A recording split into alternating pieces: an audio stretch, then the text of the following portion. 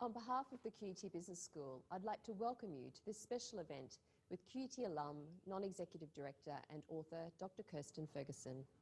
I acknowledge the Turrbal and Yagara people as the First Nations owners of the lands where QUT now stands and from where we're hosting today's presentation. I pay respect to their elders, laws, customs and creation spirits and recognise that these lands have always been places of teaching, research and learning. I acknowledge the important role that Aboriginal and Torres Strait Islander people continue to play within the QUT community. I'd also like to acknowledge that October is Indigenous Business Month, which is now in its 6th year of showcasing and promoting the depth and success of Aboriginal and Torres Strait Islander businesses and entrepreneurs. As many of you are joining us today from across Australia and overseas, I'd like to share with you QUT's Acknowledgement of Country, featuring our Elder in Residence, Mr Gregory Eggett.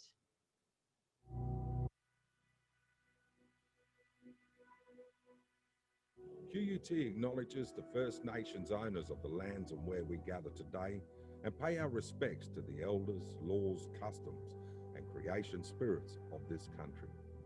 For thousands of years, the First Nations owners have gathered to share their knowledge and stories. We pay our respects to all Aboriginal and Torres Strait Islander peoples and acknowledge the important role they play within our communities. We recognise their long and continuing connection to country, the lands, winds and waters throughout Australia. We recognise that these lands have always been places of teaching, researching and learning.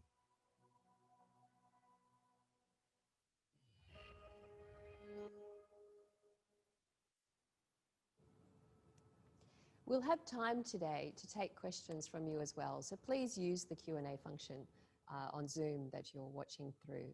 And it's now my great pleasure to welcome Dr Kirstin Ferguson. Thank you, Kirstin, for joining us, and congratulations on winning QUT's 2020 Outstanding Business Alumnus Award on Monday night. Maybe we can get started by, if you could tell us a little bit about your background and then what coming to university really meant to you, and maybe a message for those that are currently studying. Thanks so much, Ravina, and gosh, it was an honour the other night. It was a lovely surprise to be acknowledged, so thank you very much to QUT and in particular to the Business School. I've really been very lucky to have a very diverse background and started my career in the Air Force some 30 years ago, then went on to study law at QUT and then came back again after I'd been CEO of a business in health and safety to do my PhD through the business school. So education has followed me throughout my life. I should have mentioned when I was a young cadet in the Air Force, I did an arts degree in history. So I've never gone back to the same faculty twice. I'm not sure what that says, other than I love education and learning as much as I can. So to your second part of that question, I think being a leader means a commitment to lifelong learning, and it doesn't need to be formal education.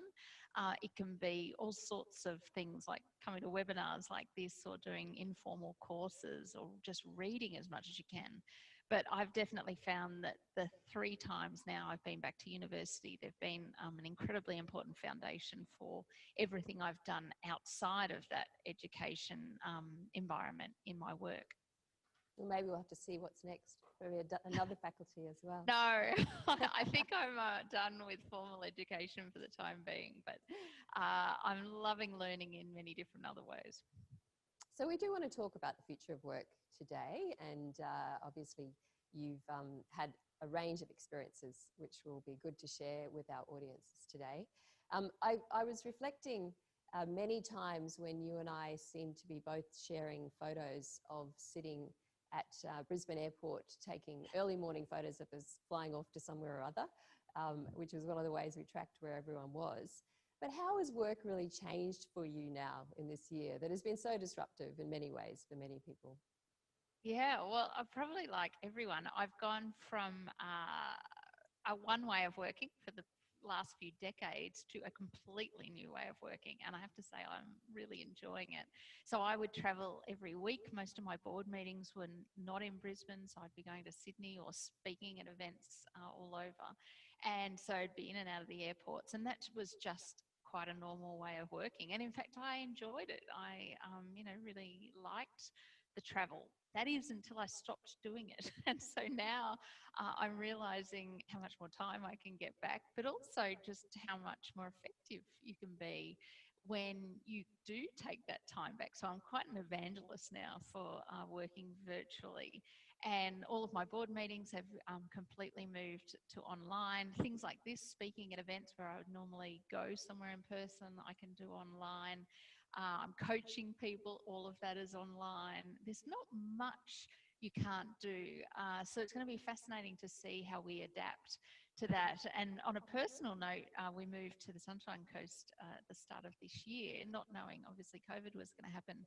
But what it has shown is you can also live wherever you want now, as long as you've got access to a reliable internet connection. And I think we're going to see a lot more people moving out to the regions. I can thoroughly recommend it.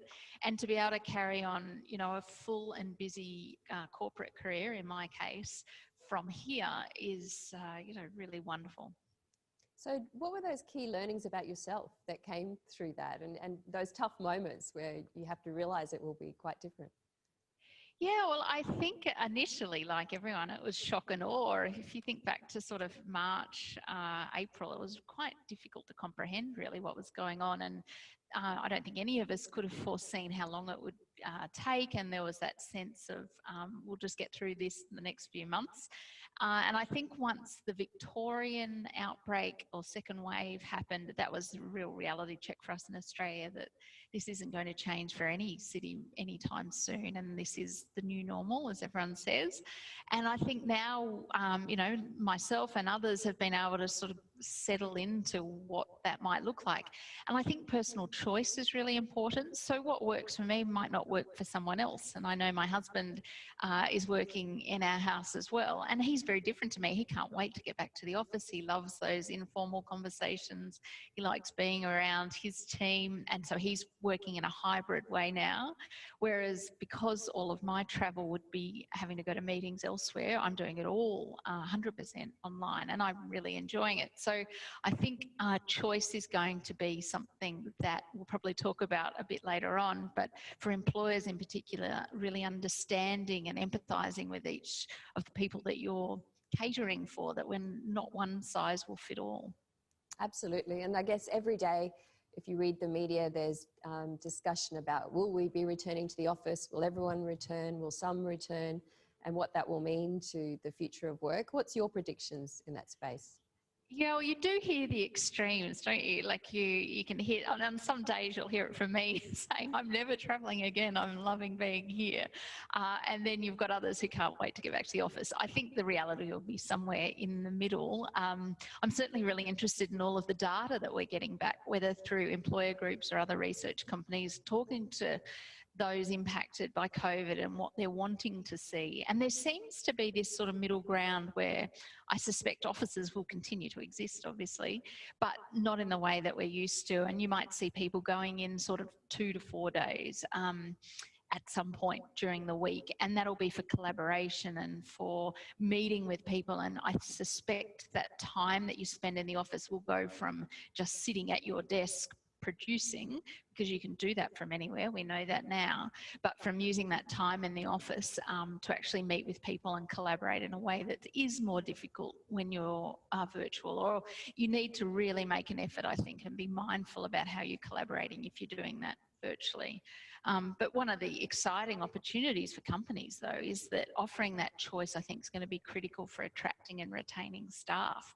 If you think about in the past, that might have been other employment benefits, whether it was around salary or leave or flexibility, all of that kind of thing. This is a whole sort of new way of thinking about it. And I think companies that recognise they can now hire talent from anywhere in the world. I mean, you can literally go and hire the best person in the world for the job that you're recruiting for if you don't care about where they're located. That's going to become a real determinant for who people want to work for and how long people choose to stay with a particular employer. I wonder how we make that process as inclusive as possible. Certainly we know in the education field that sometimes when we make these great transformations, some people get left behind. And we know there's quite a strong digital divide, even in lower levels of education. How can organisations and sitting at board level, be really careful that we don't lose people through this process or only create opportunities for those who already have opportunities available to them? That is a really, really important question, because for all the positive side of working virtually that I'm espousing, because, I'm very privileged to be someone who can benefit from it, there are also a whole range of challenges that we know, and I don't think we're fully grasping, and I'm talking just generally as employers, boards, whatever it might be, leaders generally. I don't know that we've really tackled that yet. And I think you're quite right, COVID is showing that certain people are being left behind, and women in particular.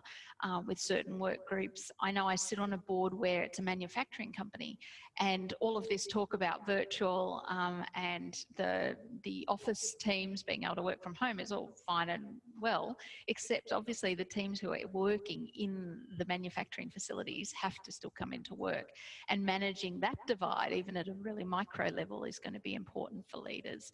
I think we're also finding that burnout is becoming a real issue. Productivity is through the roof. People actually do enjoy, or have enjoyed on the whole, working from home, but work's always there. It's always unfortunate to have an office here at home, but many people it's on their dining room table, and your laptop is always there and the emails are still coming through.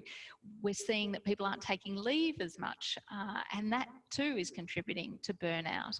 And I think the other thing for companies to think about that leads to that challenge that you raised is that if you reflect on businesses you might be involved in, we've tried through time and just it's hard to process how to make this change so quickly, but we're trying to replicate how an office functions, the processes, the way we communicate, the way we make decisions, from a physical office environment straight on to a virtual environment. And I think there's a lot of asynchronicity that's happening, and that's leading to strains and stresses on decision-making processes and how we document those decisions.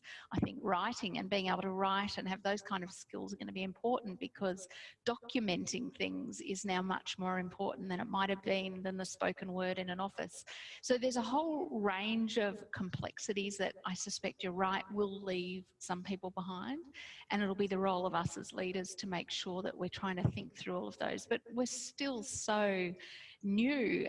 We're only 8-9 months into the pandemic, and while I think there's an acceptance that life has changed forever in some ways, we're still working through precisely what that's going to look like. I know you've been watching the roles of different leaders quite extensively and writing and speaking about that during the pandemic. What qualities do you think have really shone through in leaders that have managed to do extraordinary things through this time? Yeah, well, one of the fascinating things, being a scholar of leadership, and I've lived and breathed leadership my whole life. I love it. I feel like we're living in a real world leadership experiment. This is stuff you can't buy, this kind of methodological. I know there's academics watching me and I'm using all the wrong terms, but you know what I mean. We're in a petri dish right now of leadership, and so it's been fascinating to see all the different styles of our leaders. And if you think about our political leaders and what's working well and what's not working well, and then watching the response of citizens, if you think of them as your staff, how they're being engaged and disengaged by certain decisions. I think it's probably too early to tell, and I'm still on the board of the AVC, so I'm apolitical. I'm not going to comment on our political leaders just yet. But I do think, moving politics aside and thinking globally, there has been a couple of standout leaders, and I've got 3 examples, if I've got the time, just to mention, because they're 3 leaders who I think have been, quite extraordinary. The first was a guy called Arne Sorensen, and I hadn't heard of him before the pandemic struck, but he's the CEO of Marriott International, and he gave what became a viral speech just online to his staff right at the very beginning of the pandemic. And Marriott, obviously in hospitality and hotels, was having to lay off tens of thousands of people around the world. And he was incredibly candid and vulnerable and humble and emotional, but he balanced all of those messages with a really decisive path forward and a sense of reassurance for those who were led by him that, you know, they were going to see the crisis through together. And I think that ability to balance both those messages at the same time showed him to be, you know, really resolute, but also courageous and transparent, and had obviously a lot of emotional intelligence. So he was one leader that really stood out initially. Briefly, there was a guy called Adam Silver, who's an American, who was the commissioner of the National Basketball Association. Now, I don't know him at all, never heard of him, but he made a decision, if you think back, to suspend the entire 2020 basketball season in the US, well before the US government in particular, but also their citizens, were even accepting that this was a crisis. And I think that ability to make a decision so sizable, and you can imagine the sponsors and broadcasters and everyone would have told him he was crazy, but to do that in the face of very little information, but a confidence that it was the right choice, I think that is something that leaders need to be able to do. And we'll probably talk a little bit about, you know, perfection and seeking perfection in these kind of crises is really something that leaders have to avoid, and he was a very good example of that. And then the third, who gets mentioned all the time, but I am a fan, is Jacinda Ardern. And, you know, she's just someone who you can see adapt her leadership style particularly well. You can see her at the podium being really strong and decisive and making, you know, quite incredibly difficult decisions for her country. But then you can also see her doing a Facebook Live piece to camera in her tracksuit pants on her sofa, answering questions from New Zealanders. So she's someone, I think, who we know is able to demonstrate a lot of empathy and authenticity and transparency, and that has earned her a lot of trust. Do you think these are qualities that we expect our leaders to have anyway, and they're just amplified in this period of time, or are there actually specific qualities that we really need during this time? I do think, I think we've got an increasing expectation for things like transparency. I'm not sure that we've always expected that. If I do look at an Australian context early in the pandemic, I suspect there were a lot of leaders who were wanting to calm the horses and sort of say, you know, everything, carry on your life as normal, and things are going to be okay. And that didn't work. And people were able to see with their own eyes by going into Woolies or wherever they shop that there's no toilet paper, and people were panicking. And I think that expectation grew, that we really wanted to see our leaders be honest with us, to share the brutal facts of what was going on, but with a real sense of sureness that we were going to see it through and be able to succeed with whatever we might face. So I do think in a crisis, you're right, skills and lack of skills of leaders are amplified. But we really, as leaders, are setting a legacy that people are going to remember us by. And everyone is a leader, whether you're leading your family or, you know, in your community or volunteering, or you're leading companies or you're leading your country. We all lead in different ways. And I think you want people to be able to remember how you made them feel during this crisis. And ideally, you will have made people feel more secure through being able to provide information that helps them make decisions, rather than trying to say, you know, stay calm, don't panic, which is frankly probably the worst thing you could say in a crisis. Mm. And so you mentioned a fair bit about honesty there, and I guess the sense of trust in relationships we know is really important and has been tested and is being tested whether there's a pandemic on or not. How do you think the ability to develop trust when you're leading your teams remotely, you may be working with people you've never met, never had a chance to form any other type of relationship with? What sort of skills and development do we need there?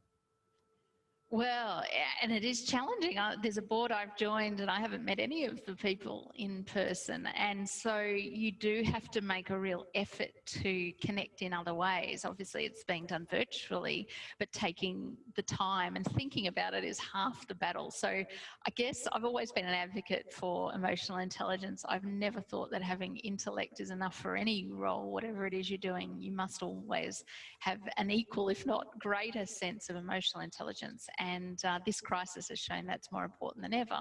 And the reason that links, you know, with how you connect and build trust is because you need that self-awareness of knowing that, A, this is something you need to go and do, and you need to make an effort to do that in a way that's going to work for that other person as well. So everyone's going to be different.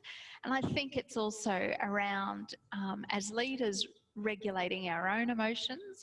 There were times, I think less so now, but certainly in March and April, that all of us were feeling anxious. We weren't sure what this would mean. We might have had children or family members at risk.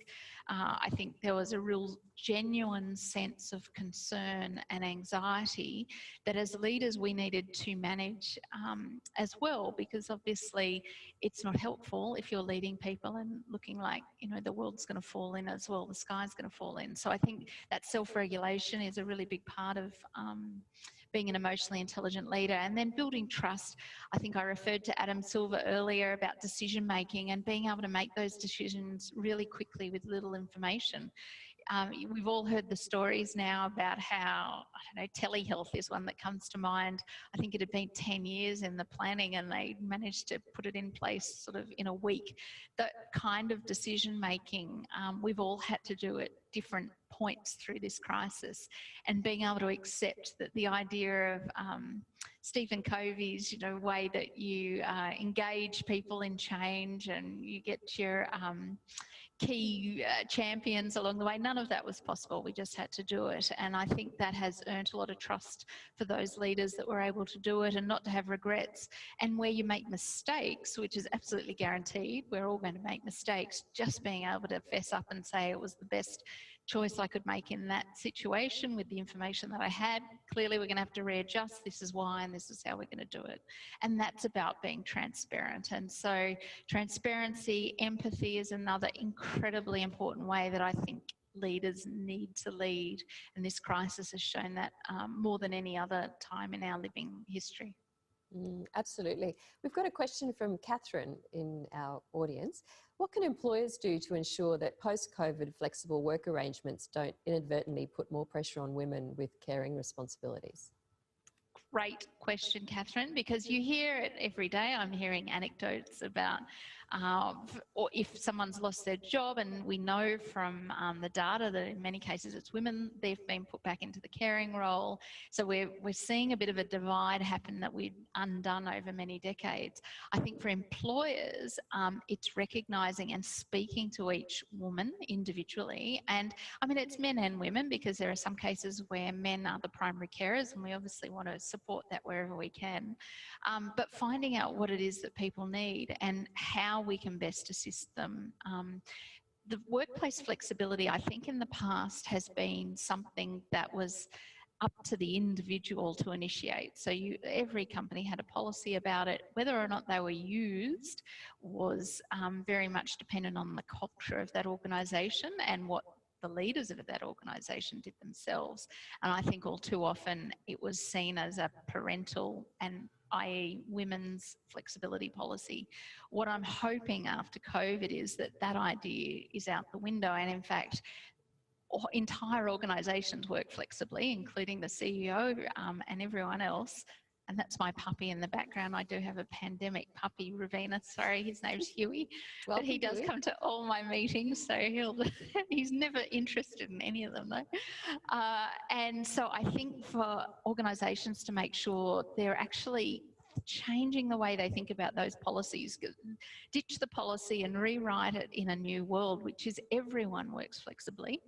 And when you come into the office, it's for a reason. And one of the gotchas I think happening right now is that the return to work is just being seen as a return to what we were doing before, but you might just come for 2 days or 3 days. And so people are going into the office, sitting at their desks, and nothing's different then. And they're thinking to themselves, well, I may as well be doing that at home, and not using that time in a way that's really effective when you're with your team members. So there's a whole range of things, but Catherine, I think you're spot on that the challenge will be making sure that women in particular are not being seen as the default carers.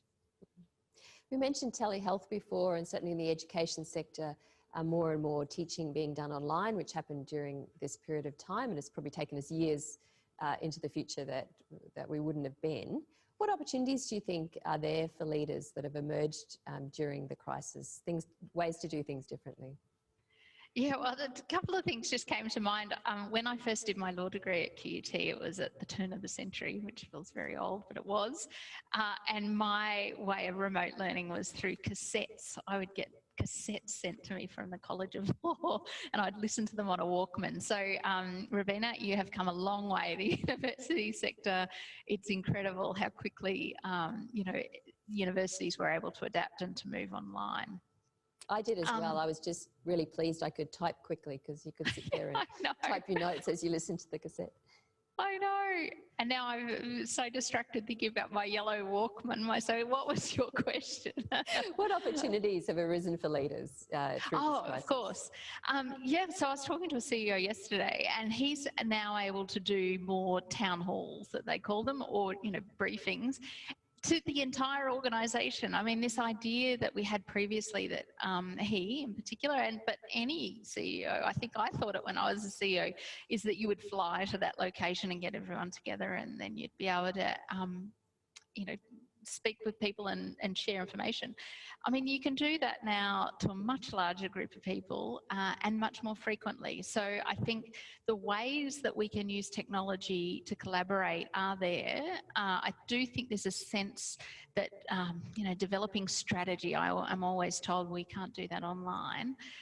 I'm not so sure. I think there's ways that technology allows sharing of information to be actually far more effective than sitting around a table. But there's no doubt that there needs to be a rapport. But I think for CEOs who are able to communicate and to do so frequently, using online should now be just the normal way of doing things. How do you think we will deal with the organisational fatigue, I guess, that will also follow all of this new processes and new ways of doing things? And particularly given it's still very uncertain. We don't really know what's happening tomorrow, let alone next month or next year. Yeah, and there is a fatigue. I mean, at a personal level as well, I think all of us are just, it's been an exhausting year. It feels that sometimes I think it's been going for 10 years, and then other times I can't imagine how we got to October. And I feel even more so for people in Melbourne who are dealing with a completely different level of fatigue and anxiety. I think you're right, there is going to be organisational fatigue. I mean, whether it's just at a greater level though, if you think back, we've always had significant changes going on. I do think this is a seismic change that we're all experiencing at the same time. But any given organisation seems to always be reinventing themselves and thinking about how they can do things better. And I think this is providing an opportunity or forcing an opportunity to think about that at a scale we've never experienced before. But I would hope that leaders are really mindful of the exhaustion that they're feeling and looking after themselves, and self-care is so important, but also having that empathy to make sure they're caring for others as well. We have a question from Renee. How can we better prepare our young people for the future of work? What skills, attributes, traits do you see as critical foundations for their transition and success? Great question, and relevant to me because I have two daughters, 20 and 18. And, I look at their skills, though, I've got to say they don't need much help in transitioning to a tech future in terms of the future of work. I suspect the younger generations are far more adept at and adapting to this kind of environment than perhaps some older employees who we do perhaps need to upskill. But I would go back to my earlier comment around emotional intelligence, and I do think that future generations have an expectation that leaders are leading in a way that's far more transparent than perhaps we experienced from our leaders when we were coming through at a younger age. And that's something that every leader, regardless of your age, is going to need to understand. And for younger upcoming workers and leaders, it's trying to really encourage them to have the natural conversations in an authentic way that I think comes more naturally to them anyway, but allowing them to see that this is perhaps the leadership style of the future. We've got another question from Tracy. How do you see the footprint of the office environment changing, and while hot desking, or will hot desking still be a viable consideration into the future? Yeah, well, I saw some report this week. I can't remember where it was from, but it was considering that companies might cut their commercial space by 40 to 60%. So that will just mean a massive change, obviously, to the office space industry and what our cities look like and how that works. So I do think, and I know from my own experience in speaking, in being part of board discussions, that office space is going to significantly change. But I think it'll get remodeled in a way that is actually going to be fantastic. And so it'll be much more thinking about how to use space for collaboration and getting together, and how we can use meeting spaces, to bring people and encourage people to come back into the office. Hot desking, I don't know enough to know. I know from a health perspective, I suspect that's not going to happen anytime soon. And there always seems to have been a pushback to hot desking. So it'll be interesting to see whether or not that is a way of working in the future, or whether your desk will be at home if you are set up that way, and employers will help you set up a home office if that's what you choose. And then when you go into the office, you'll be in meetings and doing things like that. I mean, we're talking a bit micro here. I'm not quite sure how that'll all work, but it's going to be fascinating to see. And are you very adapted now to living out of a briefcase as such, being able to just grab your laptop, grab the various tools that you have and set up wherever you need to be? Absolutely. And I think I've been that way for a long time because I was traveling so much. So all of my work is, in the cloud, and I just have my laptop with me or my iPad or whatever it is. I'm probably less so working out of a briefcase now because I'm working here from my home office and it's set up with everything that I need. So I think it's definitely become an optimal way that I can work. And if I do go somewhere, then it doesn't feel like that's my office space until I come back here. But technology is, obviously it's brilliant, and I'm really enjoying it. And I'm loving how efficient meetings are now.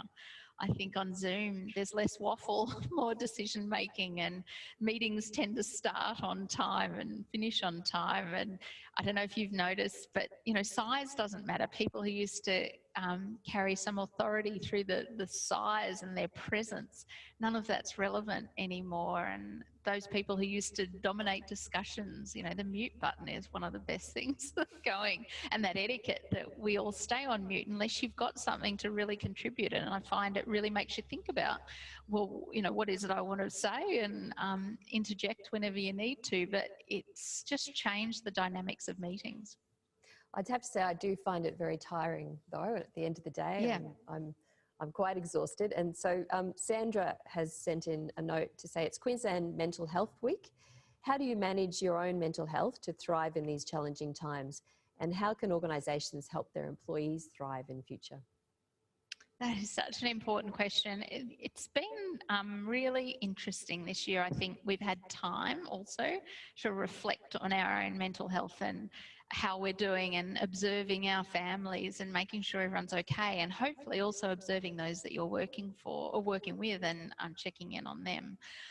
I think on a personal level, I'm finding my mental health is probably better than ever because I'm not running. Now, I didn't realise this until the year happened, but I think the stress of racing for planes and being away from home and travelling constantly and always sort of being on the go, I didn't realise it was there until I stopped doing it. And so I feel I've got more time to recharge now. I can take the dog for a walk every morning before my meetings. I can, go and just walk around the block or do the washing in the middle of the day without having to think I've got to spend my weekend doing it. I'm really sharing everything with you now. So from my perspective, it's been helpful. The biggest mental health worry I've got is my children are both in Melbourne. And so, they're new stresses that I didn't think I'd have. I think for employers, every single person that is in their team is like a microcosm of me. They'll have their own particular challenges. They may or may not be thriving in a working from home environment, and they may or may not have other personal issues that they're having to deal with. And so understanding what each of those are is what will make you an empathetic leader. And I think the more leaders can be really checking in, and not just the cursory, how you're doing today, but actually taking time to understand the family circumstances, whether or not they're working at the kitchen table with 2 kids there all day, really understand what's going on for them, is going to really assist with people's mental health and in feeling valued. I know when we talked about the launch of your last book, that you do some of your best thinking on the beach when you're walking along. You get great ideas. Has that inspired new ideas during this time as well? Yeah, it has. Part of my idea is trying not to do 1,000 things at once this year. I'm, just trying to do half that, perhaps 500 things at once. But it's amazing how not racing to things, racing everywhere, being on those early flights, thinking about your day ahead, changing time zones, all of those sorts of things that used to fill up every day that I was out. I now have more time to think and to write, and that's stuff that makes me feel good. It wouldn't work for everybody. And as I mentioned, my husband, he's a classic, case that he's quite the opposite, and he would much rather be in the office and interacting individually with people, whereas I'm finding it quite satisfying. I do lots of interactions online, and I definitely stayed in touch with people and gone to the Zoom bar, as everyone probably has, many times with my girlfriends and colleagues elsewhere. But finding that time to just sit and think and go for a walk on the beach or walk the dog is a gift that this year has brought that I haven't previously had. We've got a question here from the ACMF boardroom. What types of changes have you seen or heard of regarding how people are engaging and contributing to meetings? Yeah, well, definitely, as I mentioned before, the dynamics of meetings have changed, and I've found that it's been an equaliser. I think Zoom or Teams or whatever you're using is a real equaliser in that even introverts, extroverts, it doesn't matter, everyone's sort of the same size on the screen, and dominators aren't really dominating the meetings as they used to. Having an effective chair is really important, and I think there's all new skills that chairing a virtual meeting requires. And we're seeing I certainly am very fortunate to have some really experienced chairs who have adapted incredibly well to online. And as a board, we've all agreed, in fact, it's a really effective way of meeting. We all like that you can be anywhere, and so that makes it easy. We've brought back that time that I was talking about before, but just practical things like sharing presentations. It's easier to see on a screen than in a meeting room where you might be craning your neck to have a look around. You can hear everyone really well. So I think the dynamics have changed. One of my favourites, though, is the power suit or whatever you wear is now dead, really. It doesn't matter what you wear. It's much more about how you contribute to the meetings and what you've got to say than how you might look or how you present yourself. So I love that authenticity and the fact that I'm not in any way embarrassed that my dog is in every single board meeting and knows all the secrets. But as I said, he doesn't care too much. It's part of bringing our whole selves to work, and we've always talked about it, but now it's actually happening. QUT's got a very strong focus on lifelong learning, and particularly for our alum, which we're always very keen to have come back and engage with us. What sort of skills do you think our future leaders are going to need to be able to lead in this new environment? Well, I think we've talked about some of them, and so certainly leading with empathy, there's no doubt about it. That is a skill that if it's not already being taught, and it is a hard one to teach because it's about putting yourselves in the shoes of someone else, and I think some of it comes more naturally to others, but it doesn't mean it can't be taught. But I think that needs to be a critical skill that every leader can learn, and it comes better with practice as well. But that ability to adapt your leadership style, I think being self-aware as a leader lets you know that you can have confidence to perhaps be more relaxed in some situations, to not always feel that there's an expectation that you are leading in a particular way, because it won't be effective in all contexts. And I think we've seen that through this crisis, that there are times, and I mentioned Jacinda Ardern, where it was totally appropriate that she's deadly serious at the podium telling New Zealanders what they need to do. But then it was equally effective and important that she was able to, you know, take that suit and the mask off and really speak from the heart about the challenges that New Zealanders were facing and answering some of their questions. So being a leader that can swap and change your style, I think is a skill for future leaders. That self-awareness that I spoke about earlier, I mean, that's a perennial hope that every leader is aware of the impact that they're having on others. But as you asked before about having that time, I think spending some of this time, if you're fortunate enough to have some to think about it, think about the impact that you're having, ask others for feedback, you know, be really open to hearing feedback and treat it for the gift that it is, and thank people for giving it to you, because obviously that's the way we learn and improve. Leaders need to be decisive in the face of uncertainty, and again I spoke about that earlier. Forget perfection. I think that's the enemy of doing anything, and it's taken me many mistakes to overcome my need for perfection. Perfection is, I think, in the DNA of every overachiever, and it's probably one of the least helpful skills that we have. And being able to make a decision with some, not all of the information, but doing so in a way that you're confident to go with the consequences is incredibly important. And so then that is teamed with being able to accept failure and knowing that you've got to set your ego aside. You just don't know all the answers. You're going to make mistakes, and that's okay. You're just going to have to deal with that as it comes, and still feel confident in your own leadership and your ability to gain trust, because in fact, if you're prepared to admit a mistake, you build trust anyway. We often think about the leaders as the senior leaders of organisations, but you know, we know leadership can happen at any level of an organisation. Has the pandemic allowed more visibility for leadership at all levels and that more diversity of skill set? I think so. And I mean, even putting organisations aside, I think I mentioned earlier, I believe everyone is a leader. You can lead in your families and you can lead in your school communities and wherever it might be. And I think we all know those people who are not formal leaders. So they may not have a business card that says they're, you know, the manager of XYZ, but we all know that people turn to them for advice and for wisdom and for reassurance in times of anxiety. And they're the leaders that I think demonstrate a lot of the skills that formal leaders can really learn from.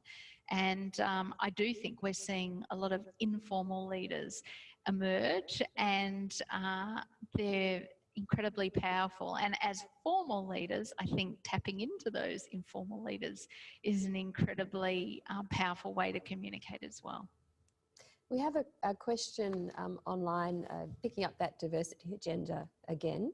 It seems that a technology-led future of work may favour younger workers who have the tech savvy to adapt to the changing nature of work. What could be the implications for workplace diversity as older workers are potentially replaced?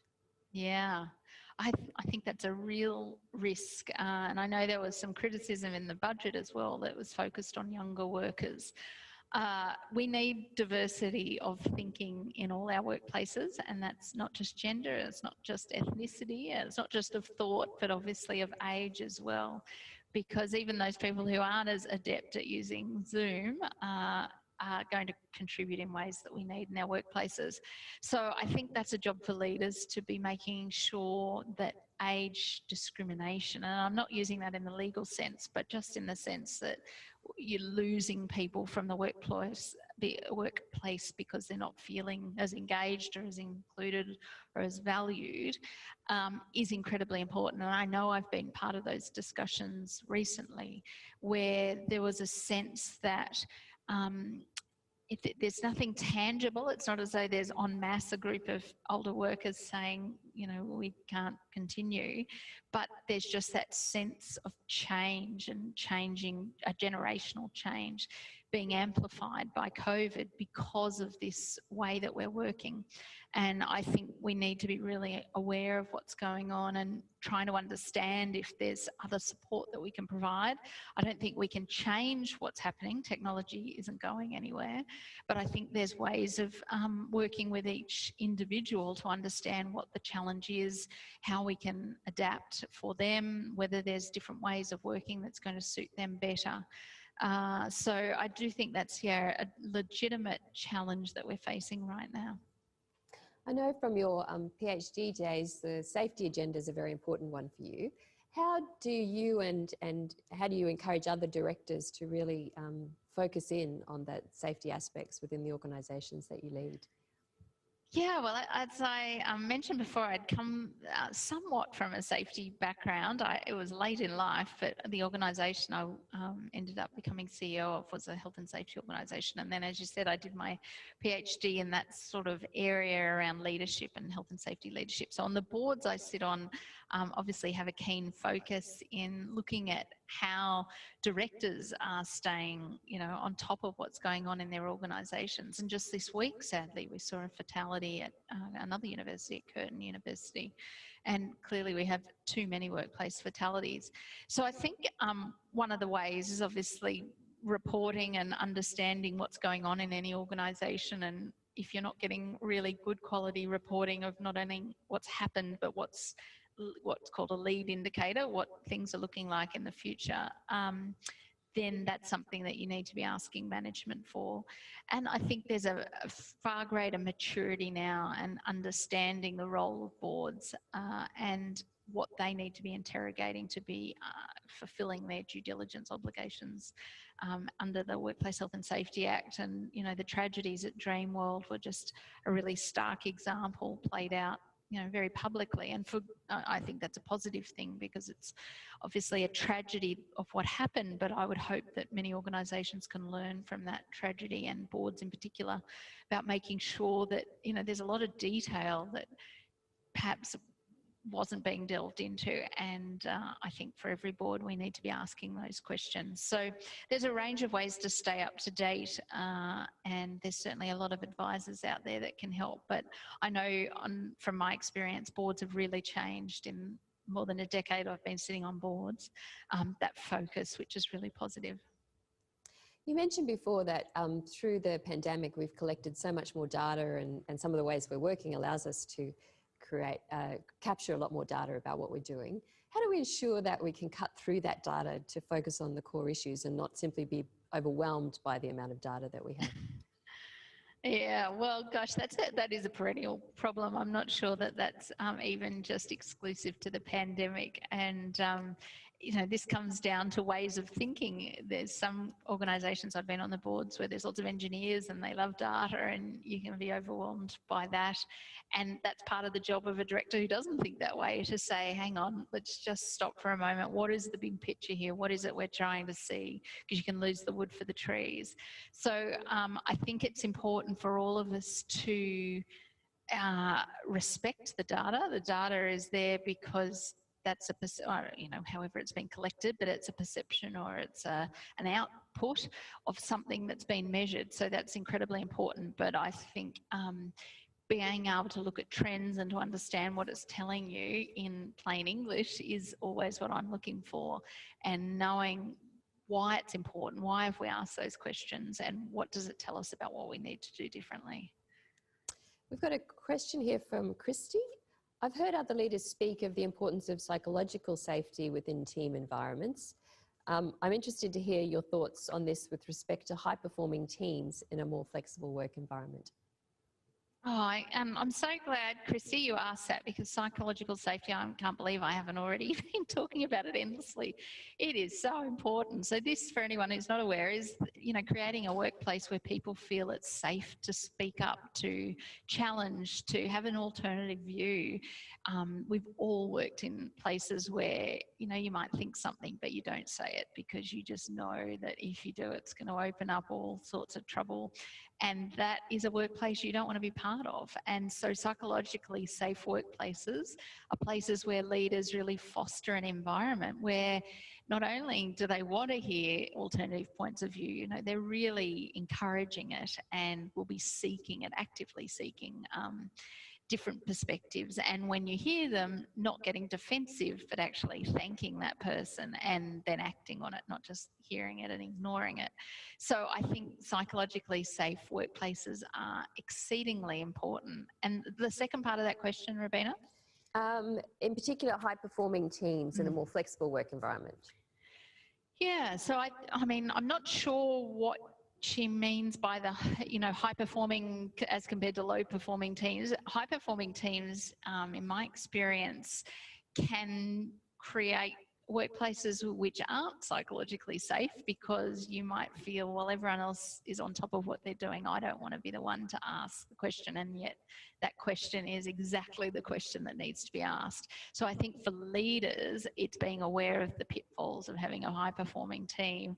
And how do you define high performance? And is it that you're just happy that everyone's producing, but no one's actually thinking about doing things differently? So yeah, I think wherever you work, whatever kind of workplace, whatever kind of culture you've got, having a psychologically safe environment is essential. We have a slightly easier question for you to answer now. What book are you currently reading? Oh, I'm reading, well, straight off my bookshelf, called Sorrow and Bliss, but I'm not very far through it. I can't remember the author. But I'm really trying to read more fiction, and so I'm doing a lot more reading at the moment. But my reading pile is like 10 books high, and this one I'm only a few chapters in, and it's been a little while since I picked it up, so it may run the risk of me moving on to something else. How do you select what you're going to read? Well, look, probably lots of people, I listen to Lee and Annabelle, who I know have their podcast Chat 10 Looks 3, and they always talk about books. And often I'll have already read the book or they'll recommend a book, so I like their recommendations. But I'm also on Twitter a lot, and so there's a lot of people I follow and I trust. And this one was one that someone I trusted said, oh, you'll really enjoy it. So that's what I'm reading at the moment. But I've also got Rodham there to read, and endless other books that I'm trying to work my way through. But I do enjoy reading. So real book sessions, physical books or ebooks? Physical books. I've gone back. I went to Kindle. I love having books, and then I thought, no, I'm going to move to Kindle, and I got rid of all my hardcover books, and then I just grieved for them, I think, and I ended up going and almost rebuying all of my favourite books, and now I'm definitely committed. I just like the feel of it. And what about podcasts? Any favourite podcasts? Yeah, well, I do. I love podcasts. I like political podcasts because I'm a bit of a news junkie, and there's so much going on at the moment that I like listening. There's a bunch of ABC ones, The Party Room, and Russia, if you're listening. So I'm obviously biased towards some ABC ones, but Chat 10 Looks 3 is great for a relaxing idea on what to watch and what to read. And yeah, I definitely take a time when I can to just, watch different shows, from crap TV shows through to more intelligent ones, but a lot of crap in there too, and it's a great way to relax. We talked before about skills that people can develop and take advantage of. Are there any new skills you're hoping to pick up in the next little while as you've had some time to reflect? Yeah, I definitely want to do more writing. So I've recently started writing for Forbes. And so that is a skill in itself, definitely in becoming a better writer. And I've done some op-ed pieces for the Sydney Morning Herald and things, and I would like to do more of those. But again, it's, you might be able to string two words together, but actually writing it in a way that's persuasive and cuts through in about 600 words is actually quite challenging, and I'm really focusing on trying to learn to do that better.